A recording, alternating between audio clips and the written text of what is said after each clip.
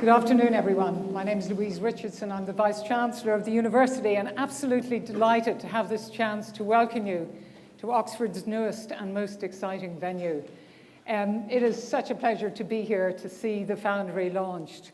The Foundry, as you know, is this cutting-edge idea that is going to build on the entrepreneurial skills of 23,000 students across the university will come together here with all their entrepreneurial instincts and go out and change the world. We've been around a very long time. We've been around so long we don't actually know how long, but we know it was over 800 years ago that we were founded. And since then, we've had 3 missions, and they haven't changed in all that time. The first is to do cutting-edge research. The second is to teach the next generation and to transmit to the next generation, as John Stuart Mill said 150 years ago, the accumulated wisdom of the thoughts of mankind. And the third mission is to improve the society in which we live. And this Foundry is going to advance all 3 of those. So many of the great innovations in science have been discovered by people who didn't think about their applicability. Michael Faraday, who's more responsible for electricity than anybody else, didn't actually think about its use. And we're an institution that takes pride in cultivating curiosity amongst our students and in protecting curiosity-driven research by our academics. But we are equally committed to ensuring that there are many amongst us who will translate that work into society at large, for the betterment of society at large. We are deeply privileged to be working in the institution and keenly aware of our responsibilities beyond that. And so I see this wonderful new hub as a way of bringing together students from across the university. Many of you have heard of me talk about One Oxford. Well, this is One Oxford in action. This is bringing together students from all across the university to work together, to bounce ideas off one another, to provide support for them, to provide coding for the philosophers, to ensure that the work that takes place here is translated beyond the university. For so long, because we're so old, we've often been thought of as an ivory tower. But the reason we've lasted for all this time is because of the enduring value of what we do and because of our ability to change with the changing times. So as you walk around this glorious town and see all these ancient buildings, many of them look quite forbidding, quite unwelcoming. The gates are closed, the doors are closed, the walls are high. And yet, if you look at the Said Business School, as you walk in here, if you look at the Western Library, the ground floors are of glass, inviting the public in. And again, the Foundry is yet another example of this forward-looking approach that we bring to the world, inviting people in, inviting interaction with the community around us. It's never been more important for universities to engage in the world, entrepreneurial skills to succeed in the world, because it's a very difficult time for universities. We see a decline in public funding. We see a questioning of our very value. We see a questioning of the worthfulness of expertise. And we worry about many of our societies turning inwards. It's a classic example of just how cosmopolitan this university is. We have thrived because we have attracted the very smartest people from all around the world. Our very first international student was a young man called Emo of Friesland, and he came here in the year 1190. And we have been welcoming international students ever since. And in fact, I have some figures here about the role of international students in our startups. We produce more startups than any other university in Europe. And 45% of the spin-outs from Oxford since 2011 have had a founder or a co-founder who is an international. And for the startups, that figure is 77%. So this small, global, exciting hub will be a place where students from around the world, around the university, will come, acquire entrepreneurial skills, advance the skills, and interact with one another for creative intent. The two other data points is, unlike every other university in Britain, every other university, students from deprived backgrounds who go to university and enter the workforce, 5 years into the workforce, their income is less than their wealthier peers. This is not true of graduates of Oxford. Irrespective of their backgrounds, because of the networks they make here, irrespective of one's background, our students earn very significant salaries, unless they are from ethnic minorities, in which case they earn more than their peers. Again, this doesn't happen anywhere else, and it's because of the power of the networks and the power of the energy that comes from bringing together such an exciting cohort of students and academics. And the person whose brainchild this was, of course, is Dean Peter Tufano. Without him, this Foundry would never have happened. Without him, it would have taken years to happen. We're all very much in his debt. I'm very proud of what he has accomplished. So with that, let me invite him to take the stage and enjoy the celebrations today. Thank you.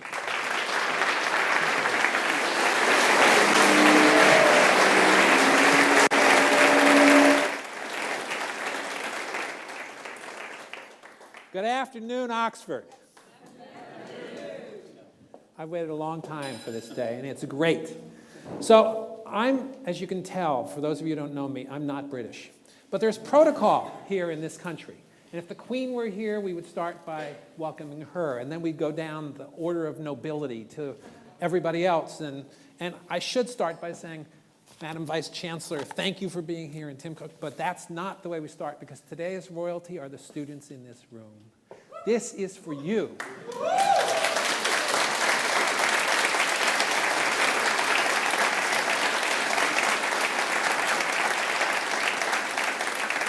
Whether you're a fresher or a doctoral student, whether you're studying engineering or humanities, whether you're a woman or a man, we'll let men in here too.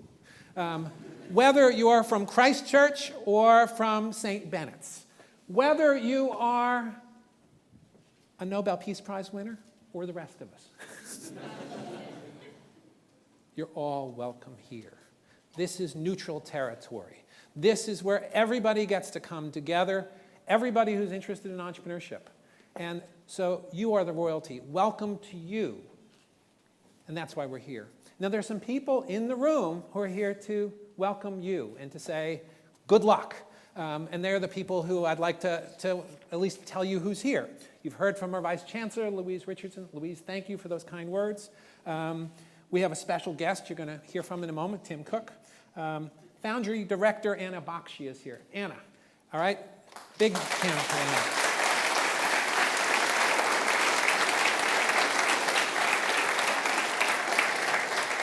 The chair of our advisory board, Brent Hoberman, is over here.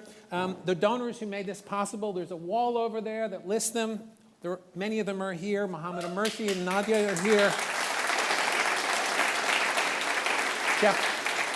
Jeff Wong representing EY. Our landlord, Nuffield. There's so many people are here. It's just fantastic.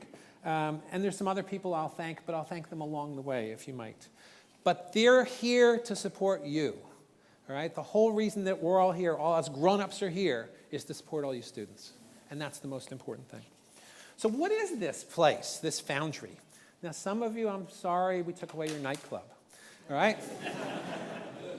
But so when we're not so crowded, over there, there's a picture on the wall. In 1913, this was an ice factory. And there's a picture from the front of that building, and there's kind of little vehicles coming up with carcasses. And this was a useful building.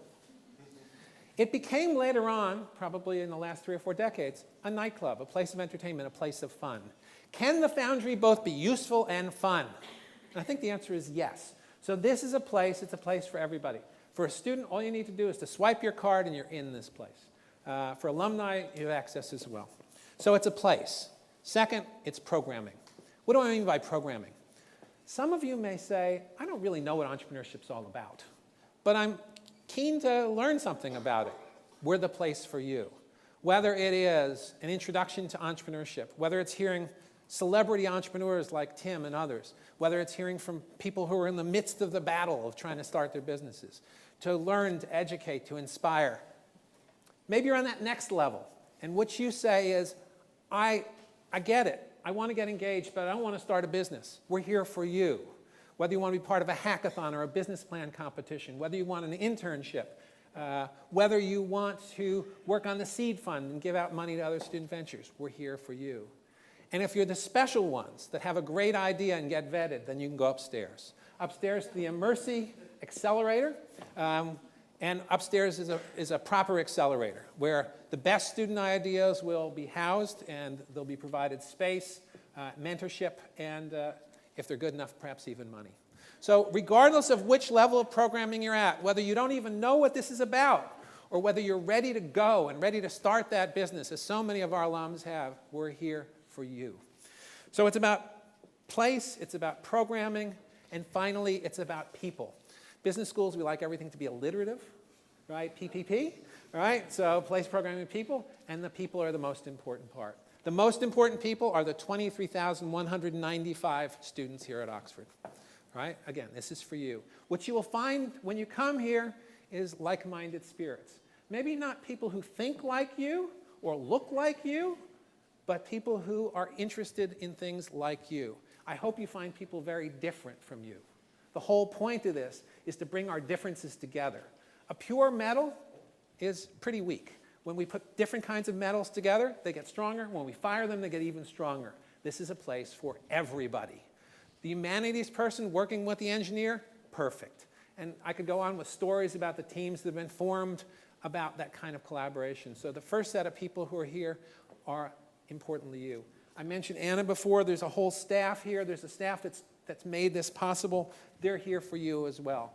I'm not going to be able to thank everyone, but there's a whole team at the business school that's been working on this project, and there's a big thanks to them. But I want to put a special call out to the team that built this. This building was renovated in 15 weeks.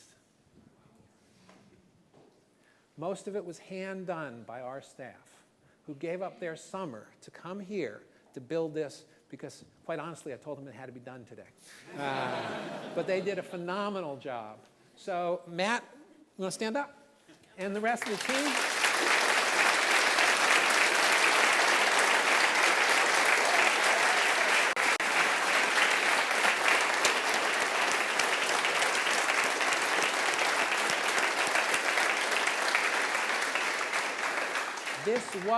This is a labor of love. This is not about some big grant that came from down on high to make this happen. The donors who made this happen, if it wasn't for them, it wouldn't happen. And the team that put it together. But it's more than that. You're going to have a set of advisors to help you. Brent and team will be, leading a whole team of advisors. And there's people here to support you. Now, I woke up this morning, checked my iPhone, of course, and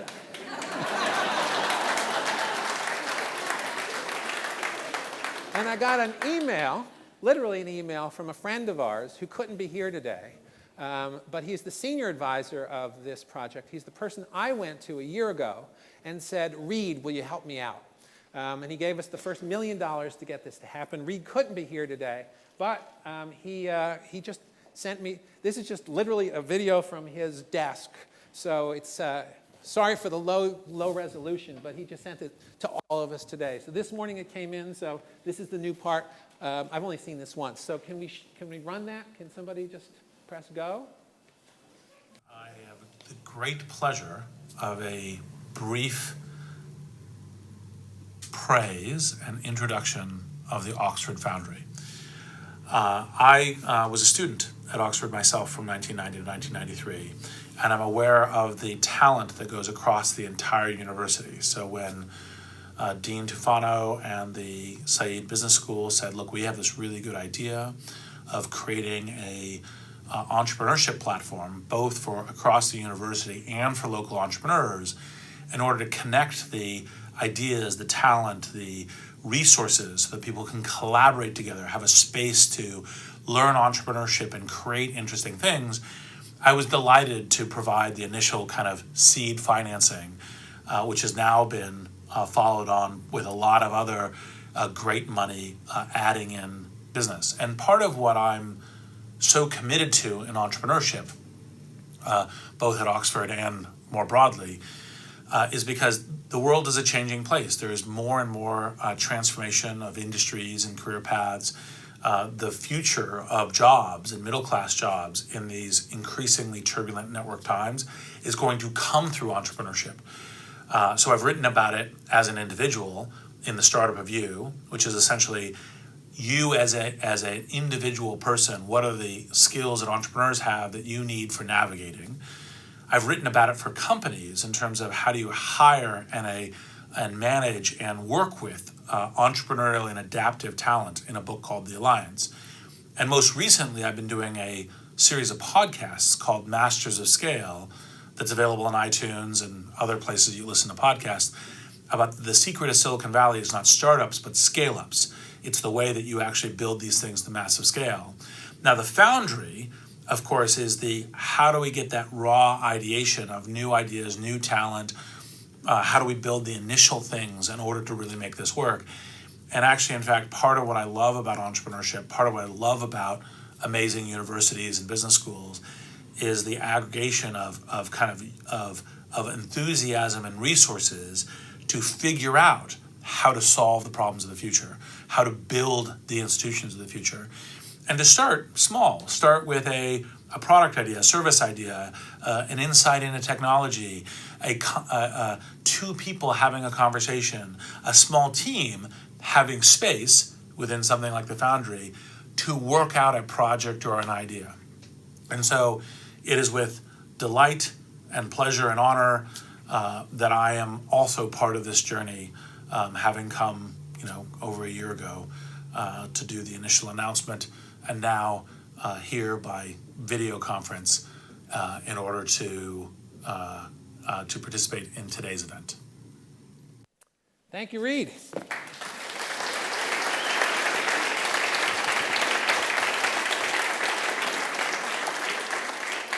Reed is clearly an icon of business, but we have another icon of business with us today, and that's Tim Cook. So you know his bio, but let me just kind of give you the highlights. Tim, you've been CEO since 2011, but joined Apple in 1998 at the urging of Steve Jobs. Perhaps we'll talk about that. Previously were Compaq and previously IBM, but to roll the clock all the way back, an MBA from Duke in 1988 and an undergraduate degree in engineering in 1982. Why were we so keen, to use a British word, to get Tim to come here? Clearly, Apple under his leadership, and Steve Jobs is going to be one of the toughest acts to follow, has done an incredible job. And Apple is a company that is formidable. But he's done it in a way that demonstrates the kind of things that I hope that we're about, which is staying close to customers and creativity, but also as a leader, a responsible leader, and a brave leader, willing to kind of say things that need to be said. I hope that characterizes what Oxford students are all about, which is you should be smart, but principled as well. So I am thrilled, and I mean that literally, thrilled to welcome Tim Cook to the stage.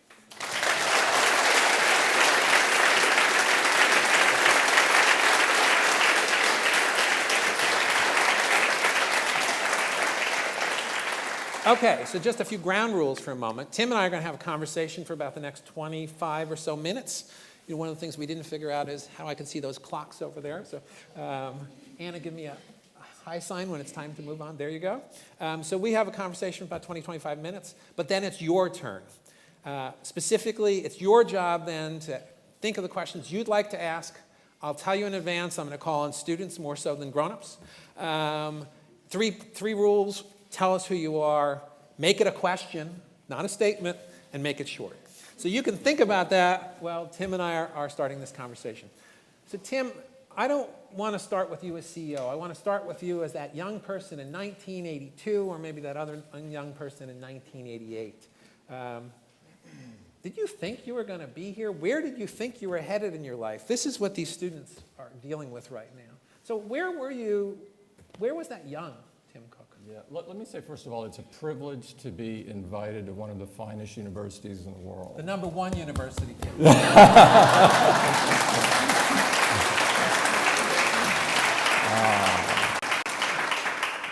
You know, in 1982, I was about 21 years old and coming out of undergraduate school. And the key thing I wanted to do was fairly selfish at that time. I wanted to find a job that I loved. And I wanted to love the work that I did. I no longer have that goal. But that was sort of my focus and objective, was to come out and get a job that I loved, because I had grown up in a very lower middle class family. My dad was a shipbuilder, and very blue collar background, and I saw my dad go to work and not love what he did. He worked for his family and poured his life in so that we'd have a great family life. But he never loved what he did. And so I wanted to get a job that I loved. And by the time I was in Duke, I had worked 6 years or so out of undergraduate school. I went to Duke, and I had begun to think through, what is my purpose in life?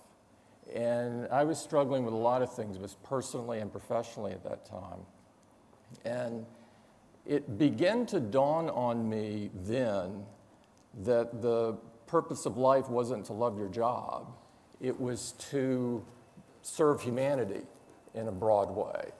And that the outcome of doing that would mean that you would love your job. And I began to realize I wasn't in a place to do that.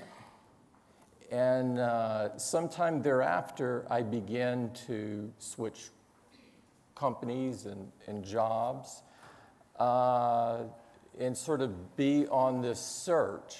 And then one day, out of the blue, Steve has come back to Apple and essentially fired everybody that was working for him at that time. And so he began to recruit. I'd never met Steve before. And it was only after joining Apple where my values and my work aligned. And that has made all the difference for me. So let's take it at that point. Yeah. So at that point, if my memory is right, Apple's sales had dropped to a half of what they were 5 years before. I think it went from 11 to 6 billion in sales. Yeah. Publicly, you've said in other places that people that you respected told you not to do this. This was a leap. And entrepreneurs out there are times you're going to have to take a leap. So how did you take that leap? Well, you're right. Actually, the people that I respected the most that knew me, some that knew the situation at Apple, at least on a cursory basis, 100% said, you should not do this. You would be leaving the number one PC company in the world that has a great future, and you would be going to a company that's going out of business.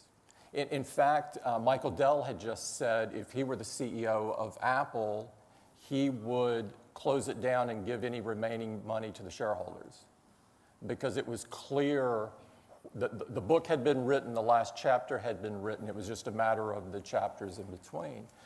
And there was something in me after meeting Steve where somebody was saying, go west, young man, go west. And I wasn't sure why. I did what an engineer does. I made a list of pluses and minuses. I ran a spreadsheet. They both told me I should stay put. But my intuition was saying something different. And I listened to my intuition. And that was like the One of the most important decisions of my life, maybe the most important. So I want to kind of flip a bit, and not to talk about Apple as Apple, but again, I'm trying to target this to the students out there. So one of the things that we know that successful businesses have to do is stay attuned to customers. If you lose your customer, you lose your business. Apple has not only kind of stayed attuned to customers, but stayed ahead of them. Just out of curiosity, how many people in here own an Apple product? Thank you. Keep your hands up. Keep your hands up for a minute. How many of you own more? So take your hands down. How many of you own more? Actually, keep them up for a minute. Sorry. All right. How many of you own only one product? If so, take your hands down. How many of you own more than 2, 3, 4, 5, 6? Many, many things. Yeah. Right? You have, by some estimates, 600 million customers in the world. That may be a wrong number, but some analysts gave that number. Trying to stay close to your customers when you've got 600 million customers all over the world must be really tough. How does Apple stay close to knowing what customers want and need? And then at a different level, how are these young people trying to start up businesses? How would you recommend they stay close to what it is that the customer either knows that they need or doesn't know yet what they need? Yeah, I think for technology, but I think this is also true in many other industries, the things, I don't know if you're teaching this in business school, but I know If not, we will. well, you don't want to teach this. At Duke, I remember going through a course in marketing, and it said, step 1, set up a focus group. Step 2, ask people what they want. Step 3, deliver.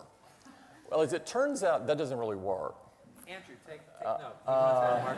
It doesn't work because most people, if you set up a focus group, will tell you small changes to the existing thing.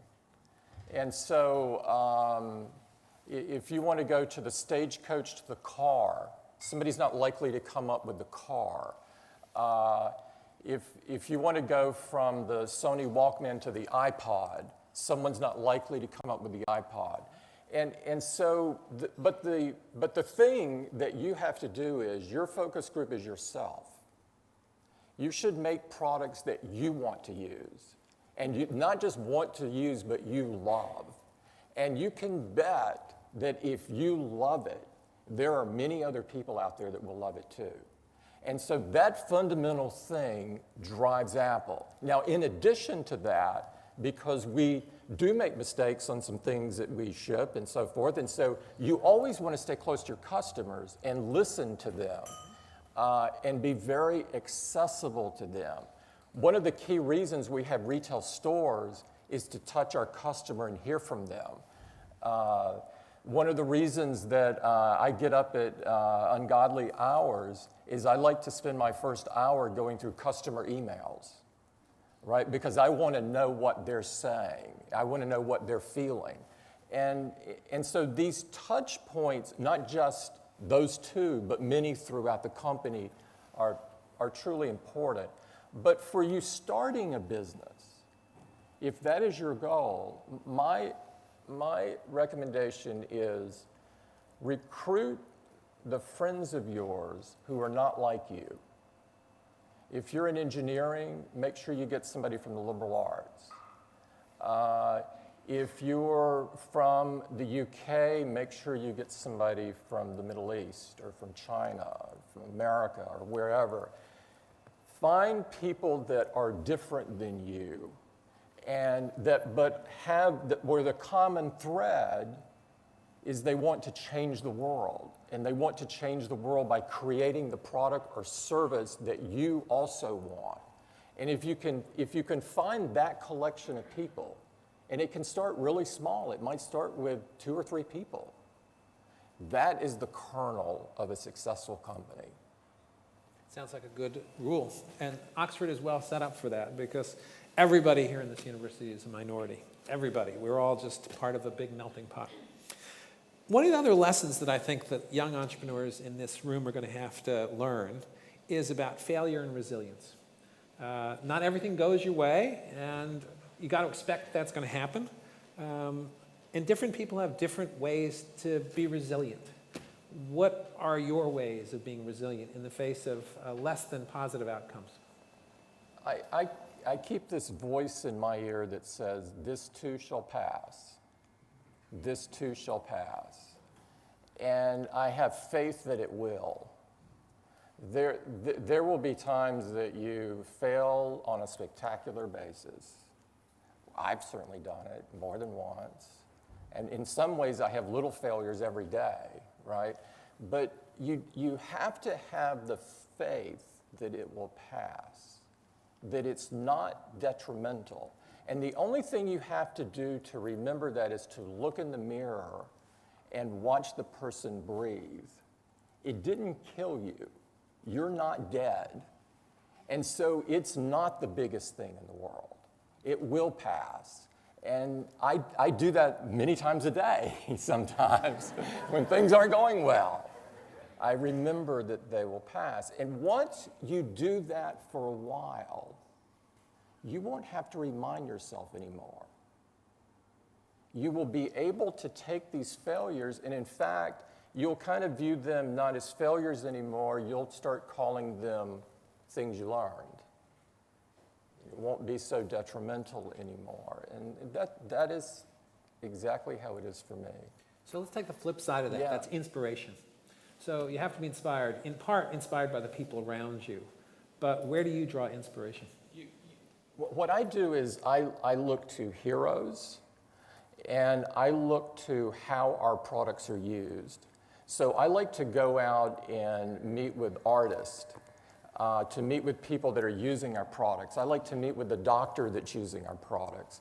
I like to meet with the musician who's using our products to create music. Someone who is using the tools that we made to do something big in the world, to change the world in some way, to heal, to teach. Those things inspire me. So last night I went to the Royal Academy, and I went from sort of artist to artist to artist to see how they were using the products. It's like unbelievable medicine. It's better than any Prozac I could ever buy. A few hours ago, I was in London, and I joined a group of kids that were learning how to code. They were learning how, on a language that we created called Swift, in a curriculum that we created called Swift Playgrounds, in a store that we created that is a learning environment kind of store. And seeing these kids light up and be engaged, I mean, this is inspiration. And then for people, or for things that are like human rights, I get very passionate on human rights. I have a photo of Dr. King on my wall. I have a photo of Bobby Kennedy on my wall, and I think about that what they did, what they achieved in their lifetimes, and that they were willing to make the ultimate sacrifice of their own lives in the advancement of human rights. And when you look at it like that, speaking out on things that make you uncomfortable doesn't seem like that big a thing anymore. Let's stay on that. I'd like to go back to the lessons for entrepreneurs, but since you've just brought this up, let's stay on it. In the current environment, there's a lot of strange stuff going on. And I think CEOs are being drawn out into public discussions that previously they didn't feel the need to be part of. That's because we thought a lot of this silliness had been settled before. When does it make sense for a CEO to come out publicly on an issue? Obviously, an issue about the firm, yeah, I get that. But about more general issues, what should the CEO do? Because as CEO, you're a public figure as well as being the leader of your organization. Yeah, my view is that all of us, all humans, should have values. And it's an incredible gift that we get to select what they are, And because a corporation is nothing more than a collection of people, a corporation should have values too. And so I think when you see something going on that is in conflict with those values, I think you have a responsibility, an obligation to speak up. Because, silence is the ultimate form of consent. And if you say nothing as things occur, it's like a nod. It's like saying yes, or that's how I view it anyway. And so I think the CEO role has changed. I think historically, CEOs focus mainly on revenues, profits, shareholders.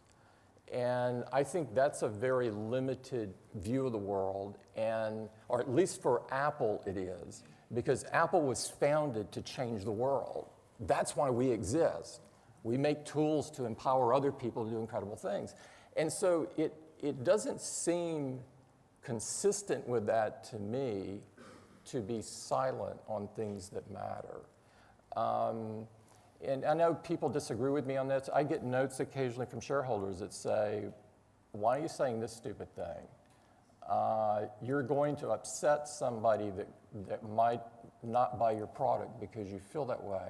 But I think the vast majority of people, even when they disagree with what you say, if you're standing on principle and being authentic, I think people are really smart. I think what people don't like is phoniness, and I really don't believe they like people that don't stand for something.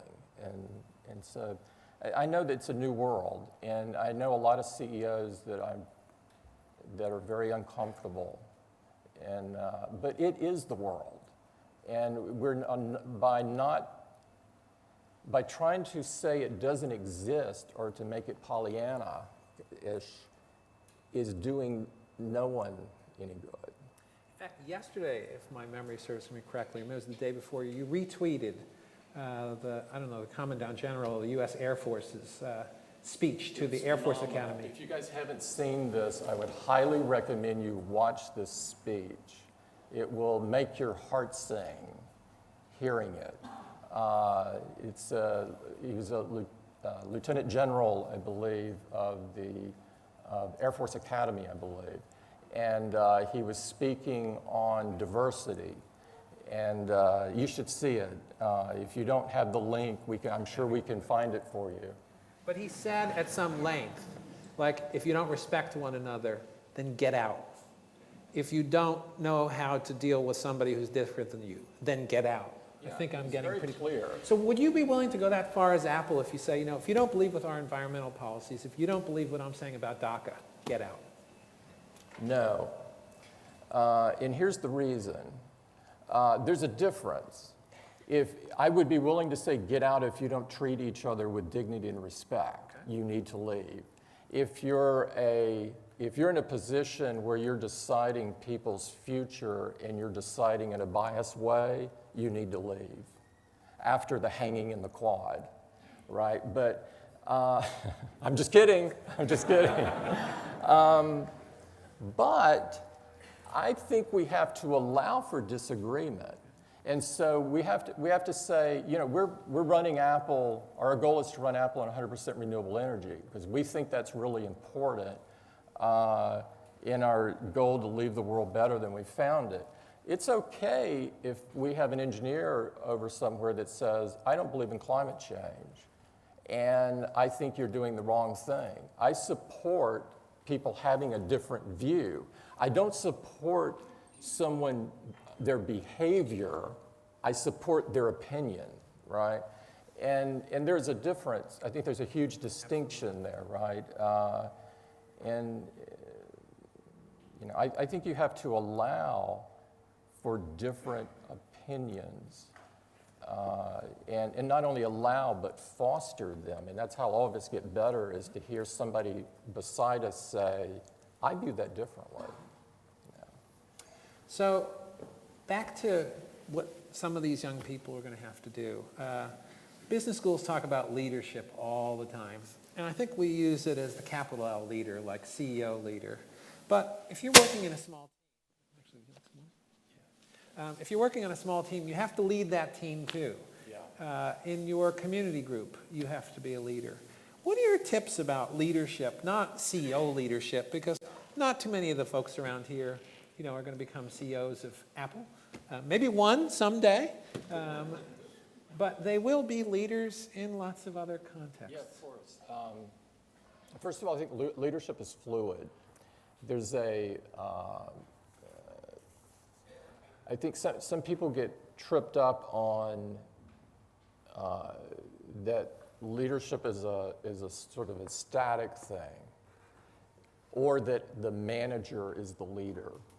And we don't run Apple like that. And so leadership moves and goes to and fro, because the truth is that depending upon what a team is doing, the person to lead may change. And so sometimes this person may be leading, sometimes they may be in a supportive role. And so I actually think it's very important that everyone have leadership skills. That it's not just for people that want to manage or want the people management side. People that want to stay in a pure technical field need leadership skills to do well.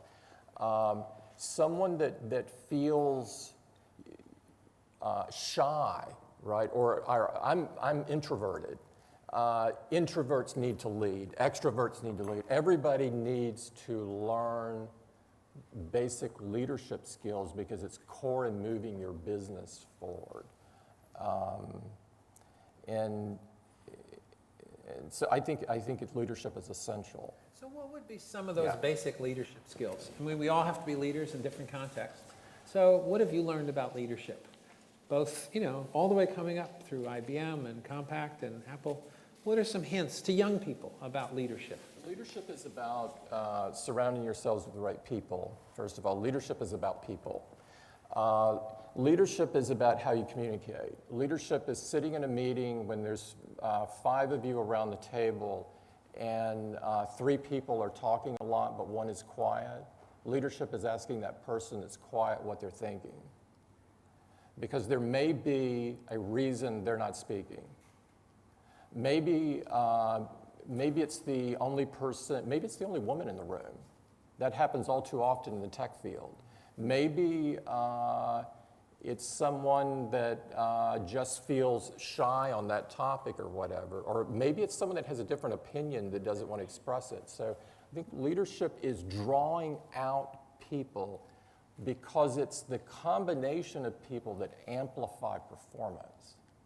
None of us have an S on our chest and a cape on our back. None of us do.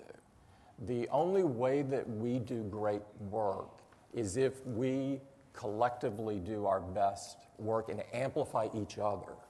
And so to me, leadership is that amplification. It's figuring out everything you need to do with the people you work with to amplify their performance. And it's maybe different for one person versus the other, right? We're all different. If there was ever a leader that had an S on his chest and a cape on his back, it's your partner in crime, Steve Jobs. Yeah. And you've spoken about him many times and all the amazing things that he did as a leader.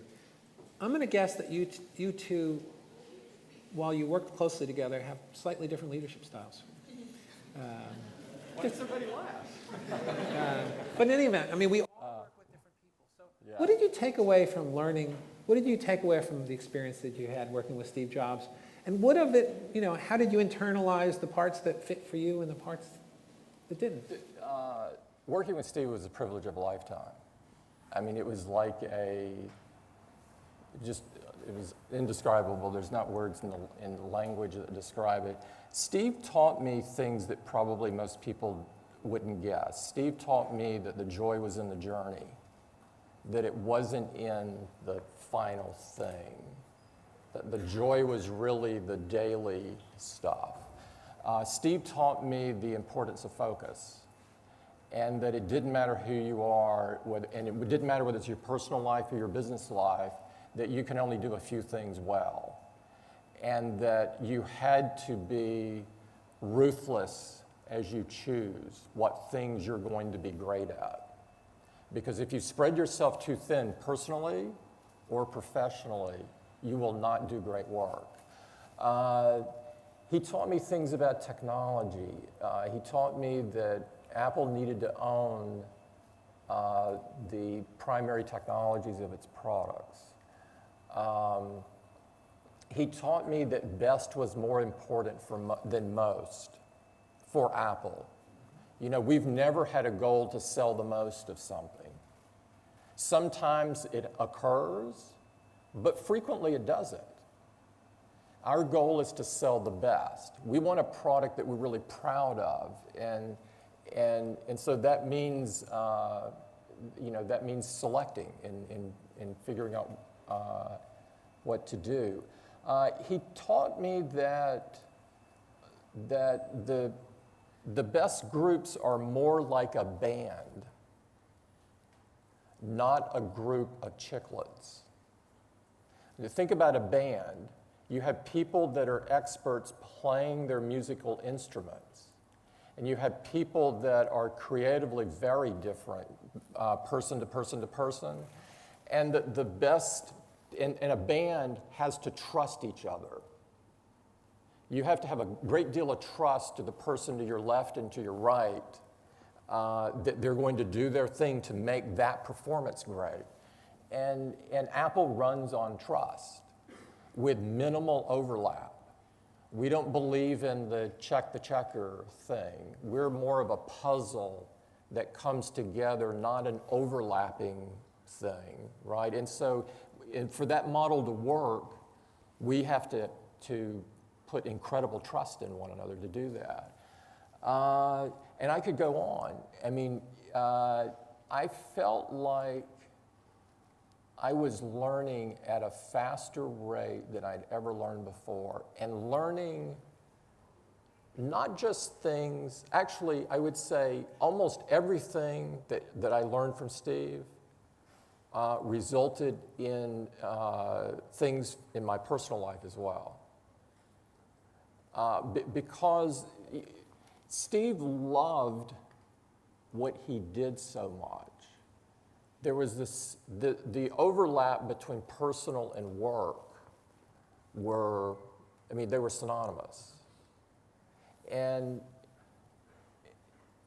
so in his teachings, I'm sure he wouldn't call them that,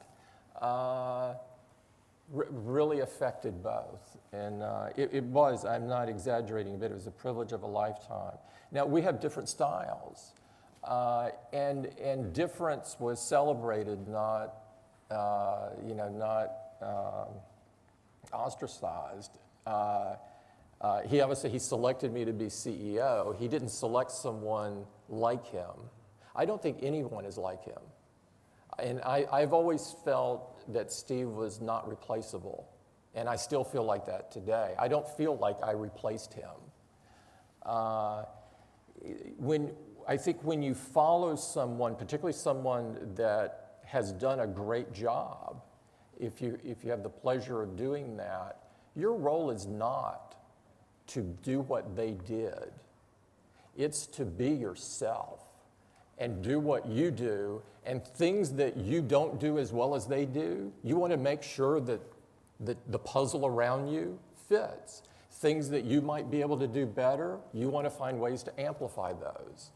And so I think Steve did me an incredible favor in telling me a couple of times toward the end to not ever ask what he would do, to just do what I thought was right.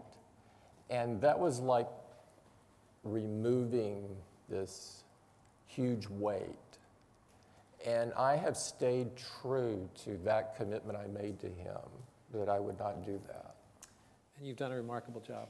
I'm about to turn it over to the audience. So the last question, and by the way, this is the warm call part, so you're supposed to be thinking about your questions now. You've given these young people some incredible advice, this entire last 30 minutes about being true to yourself, about assembling people around you who are different, about being a leader in all ways, about starting maybe by trying to do the right thing for you, but trying to do the right thing for the world. If you were to talk to the Tim Cook from 1982, coming out of university, which is probably about where a lot of these people are, beyond the things you've already said, what advice would you give them? It took me 15 years after graduating from undergraduate school to recognize the purpose of my life, which I think is actually the purpose of all of our lives. And that's probably the only thing that I would have changed. I would have turned that light switch on 15 years earlier. Now, I've made so many mistakes, but the mistakes have all contributed to learning and moving forward. And so I wouldn't change any of those, actually. But that one, I would have learned when I was 21 or earlier. Okay. With that, we turn it over to some amazing people out there. Remember the 3 rules. Introduce yourself, make it a question, and make it short. So with that, and the lights are in here, so it may be hard for me to see. And do we have mics? We do have mics. Great. Becky. Why don't we start with the woman kind of right back here. Yeah, you. Hold on. There you go. So, oh wow, cool, technology. We're in the Foundry, guys. My name is Hyan Kim. I'm from the U.S. I'm studying my immigration studies as a postgrad here. And so my question is related to failure. I'm just wondering, have you ever encountered a situation when you failed, and how do you discern whether it's a type of failure where you can learn from and kind of enhance the product and move on, or if it's a failure where it's kind of like a dead end and you have to sort of abandon the ship? Thank you. That is a great question. Some people will tell you, never stop, failure is never final. That's not true. Failure, you have to recognize when something that you're working on is pushing on a wall. And let me give you an example of or one that was actually pretty big at Apple at the time. We shipped a product called the Cube. Some of you may remember it if you followed Apple a lot. It was a very important product to us. We put a lot of love into it. We put enormous engineering into it. It was an engineering marvel. It was a spectacular failure commercially. I mean, from the first day almost. And within 3 months, we withdrew it. And so we had to look at ourselves in the mirror and saying, we missed this one. And I think it's important to be able to do that. It's important to be able, something that you were so passionate about, and this was another thing Steve taught me actually, that you're so passionate about, you've sold it to everybody, you've got to be willing to look yourself in the mirror and say, I was wrong. It's not right. And so how do you identify which ones to keep pushing on and which ones not? There's not a clear answer. What I would say the top thing to do is be intellectually honest. I see so many people when they commit themselves to something that they have their pride will not allow them to say this just doesn't work. Because they think about who they told, and their friends are all going to say they're failures, and their parents are going to say they're failures, and their business colleagues. And failure is a common thing. It's like the common cold. We just don't all like to admit it all the time, but it's that common. And so I do think it's very important to make sure you're constantly being intellectually honest and you've got the courage to change.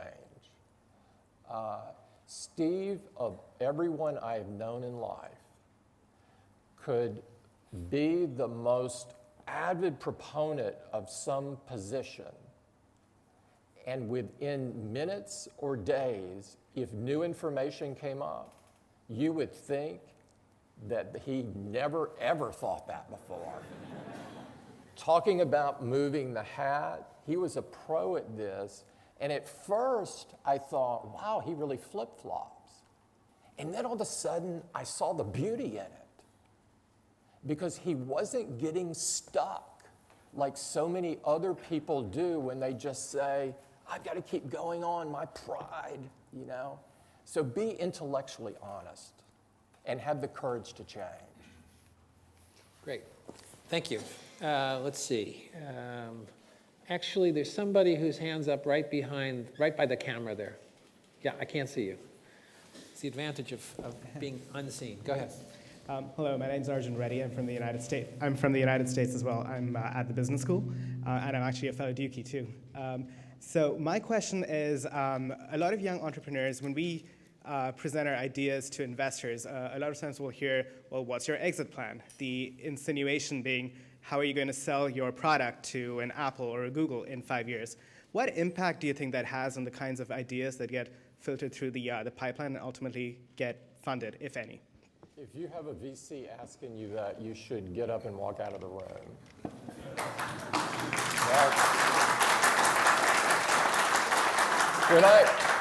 When I first moved to Silicon Valley, it was back in early '98, as the dean pointed out earlier, and we were a year or two later, the dot-com boom was going full steam.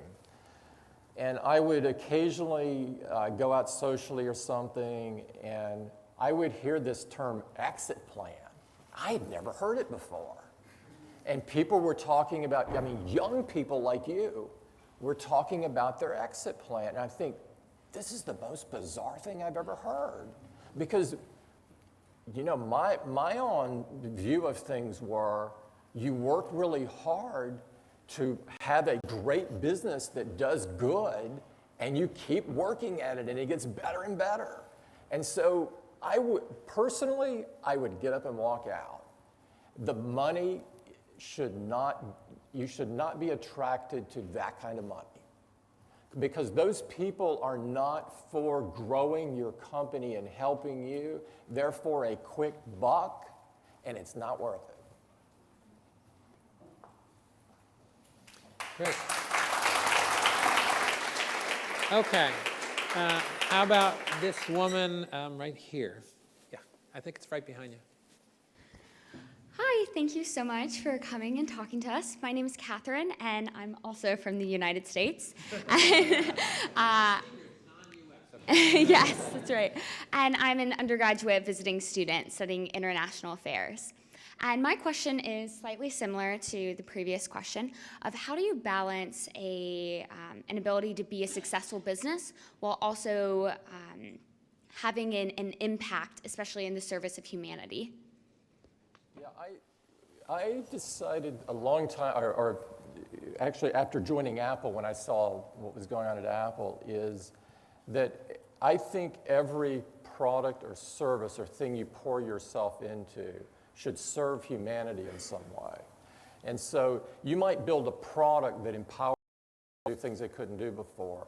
You might build a product that helps feed people that need to be fed. You might build a product that helps people learn faster. But what I found with myself, the only thing that kept me motivated in the long term was if I was doing something that benefited somebody else. That it's a very empty thing if you're running a business for money. Yes, it's important because you want to pay people and so forth, but it is not sustaining. It doesn't motivate you over the long haul. And so I would suggest strongly that your charter of your business focus on humanity. How are you going to help somebody? If you do that, that will be the magnet that you need to pull you through the tough nights. And it will be the thing that will attract the best people. The reason Apple has great people is because we have a purpose, is because we're about changing the world and making the world better. That's why Apple exists. If it is not money that is attracting people, I mean, we pay okay and all that kind of stuff for you guys that want to come to work for us, but it doesn't sustain. It doesn't sustain people over long periods of time. I'm not checking my email, by the way, on this Apple product. But what I am doing is I'm getting questions from Oh, other. Yes, we got a Twitter feed. So I'll tell you what. Let's take one more, and while we're taking that one, I will kind of look at the Twitter feed. No, actually in the back. The woman back there, please. Just a second. Hello, my name is Rimu Boiddo and I'm from Bangladesh. So I'm running a small social enterprise in Bangladesh addressing adolescent reproductive health.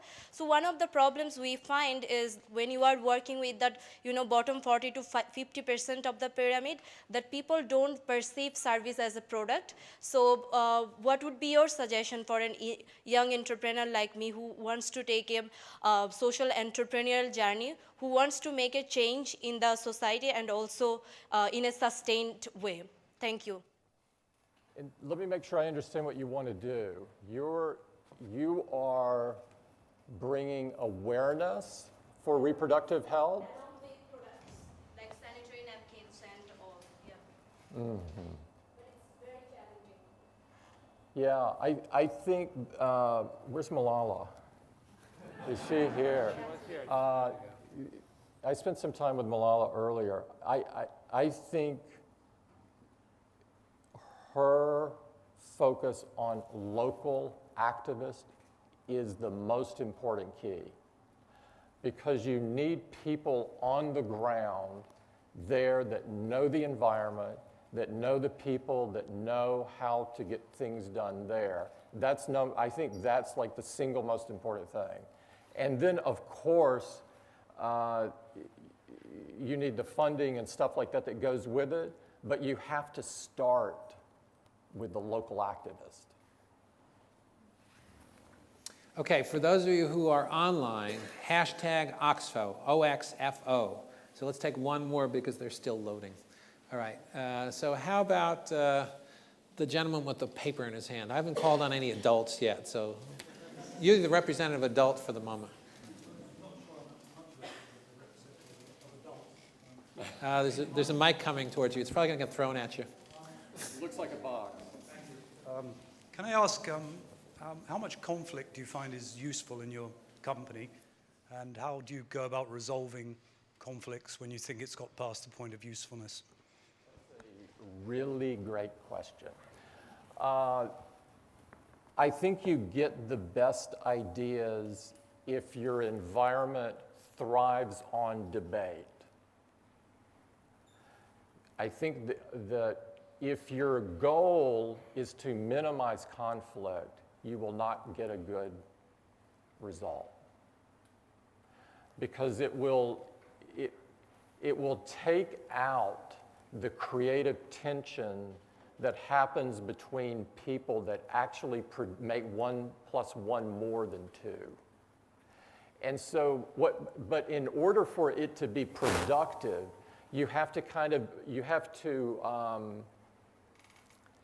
make it not only acceptable, but desirable to debate things. I mean, think about what you do in student groups. I would guess some of your best work comes out of debating each other. And you want to bring that into the workplace with you.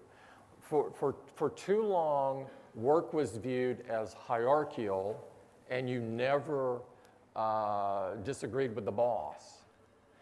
We don't do that at Apple. Let me tell you, we don't do that. At Apple is the only place where an employee can fire their manager.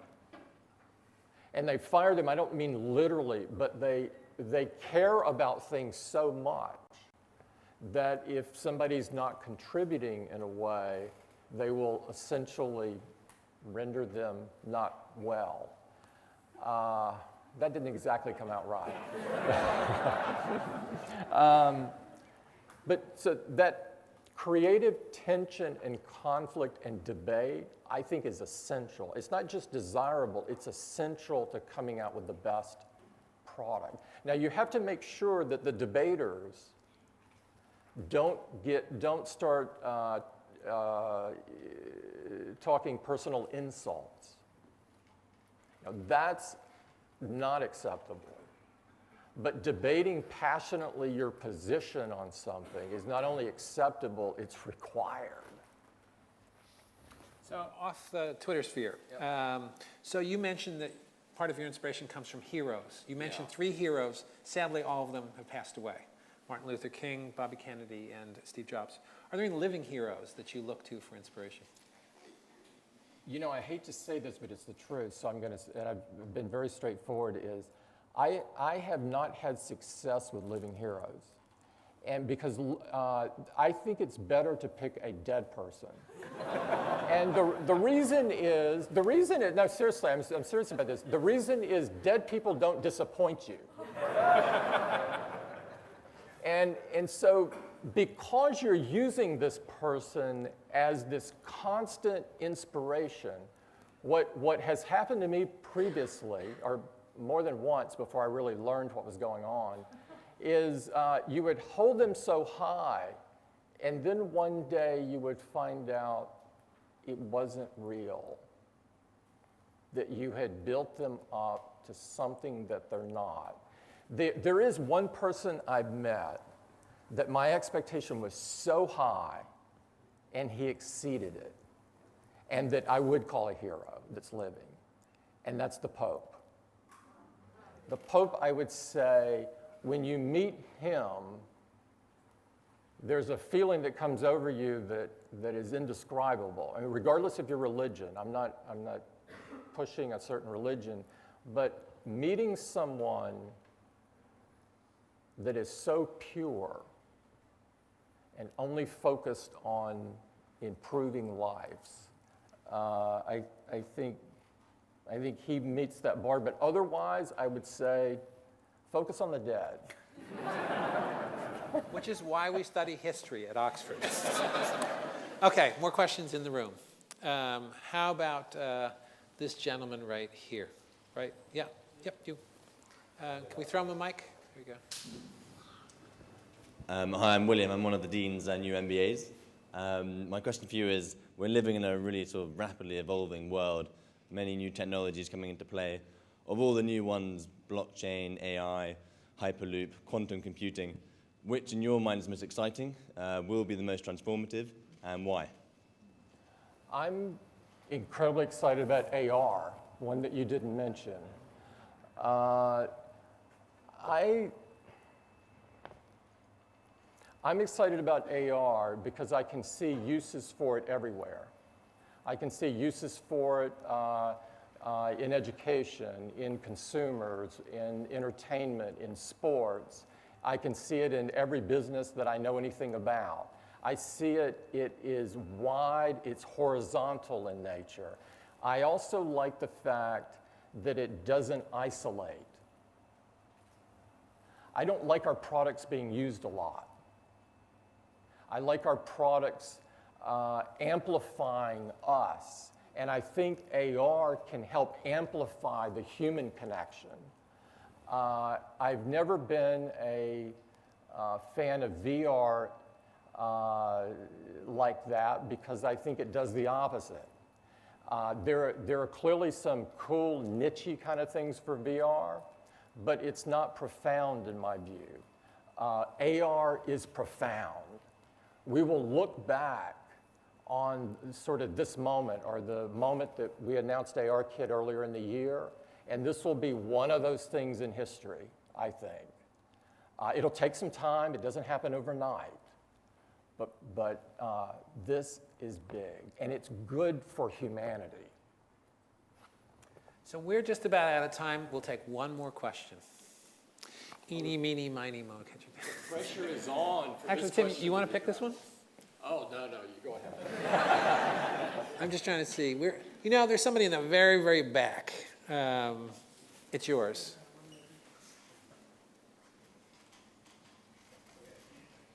Yeah, can we get him a mic back there? Throw him that mic.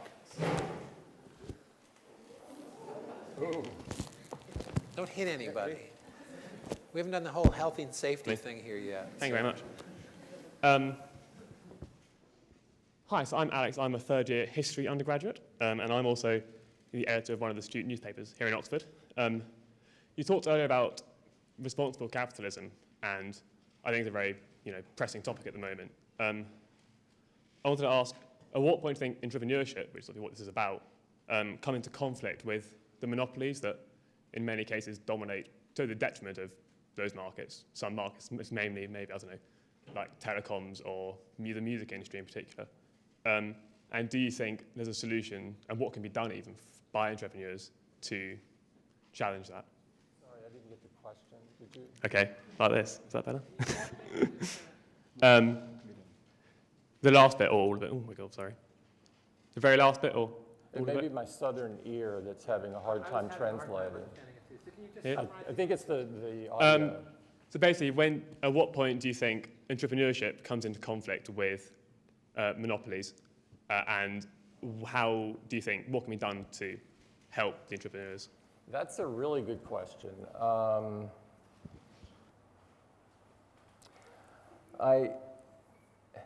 I think that monopolies in and of themselves aren't necessarily a bad thing, but I think they can be a really bad thing. And I think when there's any move at all, I'm not a big fan of regulation, but I think when there's any move at all toward that side, I think that regulation is necessary. Now for us, we have low market share, because we're about the best, not the most. And, but you know, I think it's essential that competitive markets exist. That, and where it doesn't, I think that is a prime role for government to step in and not only protect the consumer there, but also protect society at large. Because sometimes it can be more than about the price somebody pays for something. Sometimes that can be the least issue. So I think you're asking a huge question that's obviously on a lot of people's minds right now, me included. And I think all of us, or the regulators, have to decide where in that spectrum are different companies. Each company's in a different position. And so each one has to be looked at individually instead of, I think, as a group. But it's a really good question. Now, we've been really fortunate to have Tim here. This is his first trip to Oxford. Why don't we show him how grateful we are and make sure it's not his last trip to Oxford?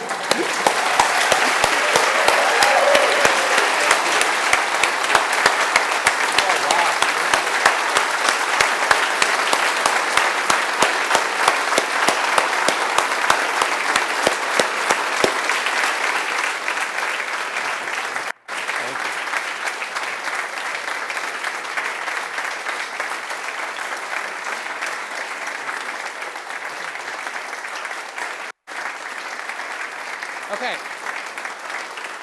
Well, thank you everyone for coming. For those of you who are students, this will be your first but hardly your last time to the Foundry. The Foundry is going to have tons of events, and we're looking forward to seeing you all here all the time. So thank you all for coming.